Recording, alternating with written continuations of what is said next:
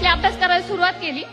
सुरुवातीचे 2 वर्ष मी युपीएससी केली, पण युपीएससीला माझ्यासारख्या भूतपूर्व अधिकाऱ्यांची गरज नाही हे लक्षात आल्यानंतर मी एमपीएससीचा अभ्यास सुरू केला.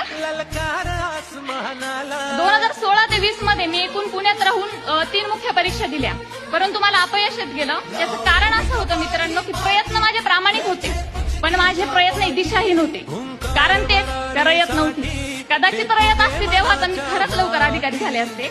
त्यानंतर कोरोना काळ आला आणि माझं लग्न झालं आणि कौटुंबिक जबाबदाऱ्या सांभाळताना अभ्यास करणं हे मला थोडंसं कठीण जात होतं. खूप वेळ वाटायचं की आता सगळं सोडून देऊ, नको झालं, आता बस झालं, नाही होत, आता ताकद संपली. पण अशा वेळेस एकच प्रश्न मी मनाला विचारायचे की जर तुला हरायचं होतं ना, जर तुला पराभव स्वीकारायचा होता ना, तर तुझ्या आई बापाला स्वप्न दाखवण्याचा तुला कोणी अधिकार दिला?